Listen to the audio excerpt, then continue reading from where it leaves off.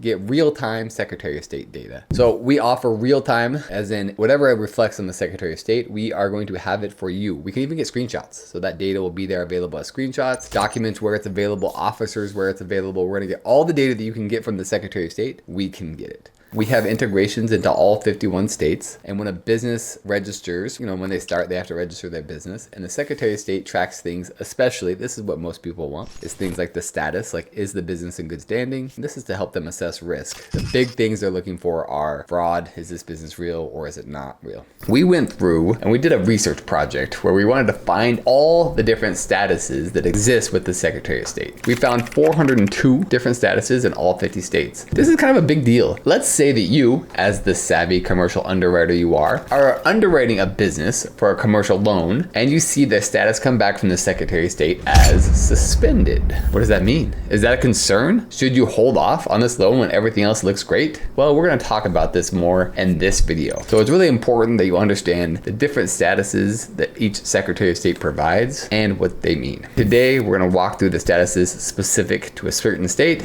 New Hampshire's 11 business entity statuses you need to know. Number 1, expired. The business entity's registration or filing has expired due to non-renewal by the required deadline. This status suggests potential operational issues or financial difficulties, increasing lending risk and requiring careful assessment of the business's current status and reasons for expiration. Let's proceed to number 2, administratively dissolved. The business has been dissolved by the state due to non-compliance with administrative requirements such as failure to file annual reports or maintain a registered agent. Lenders should be extremely cautious, as this status indicates significant non-compliance and potential cessation of operations, severely impacting creditworthiness and operational stability. Number 3, good standing. The business entity is compliant with all filing and regulatory requirements, allowing it to operate legally within the state. This status generally indicates a lower risk for lenders, as it suggests the business is responsibly managing its administrative obligations and maintaining operational stability. Now let's proceed to number 4, dissolved. The business has been formally dissolved, either voluntarily by its owners or involuntarily by the state, and it has ceased operations. Lenders should avoid extending credit to dissolved entities, as they no longer legally exist and have no operational capacity to repay loans.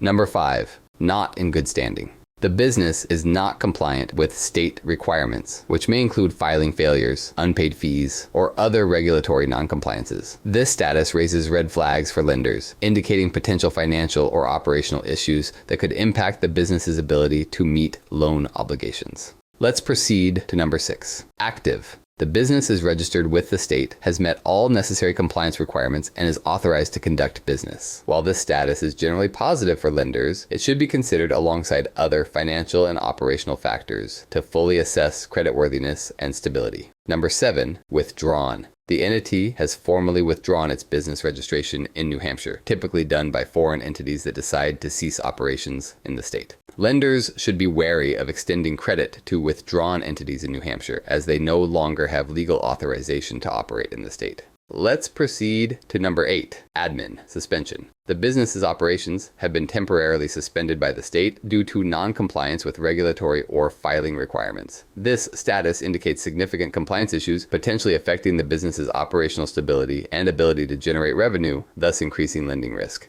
Number 9, rejected. A filing made by the business, such as for registration or for a specific transaction, has been rejected by the state due to errors, incompleteness, or failure to meet statutory requirements. While not necessarily indicating financial issues, this status suggests potential administrative challenges that could impact the business's stability and compliance, warranting closer scrutiny from lenders. Let's proceed to number 10, administratively suspended name protection. This specific suspension relates to the protection of a business name, indicating that the business's right to its name has been suspended due to non-compliance with certain administrative obligations. While primarily an administrative issue, this status may signal broader compliance problems, potentially affecting the business's operational stability and creditworthiness. Number 11, administratively suspended. This is a broader suspension status indicating that the business has not met required administrative conditions, leading to a temporary halt of its legal authority to operate. And lenders should approach such businesses with caution, as this status suggests significant compliance issues that could impact the entity's ability to operate legally and generate revenue.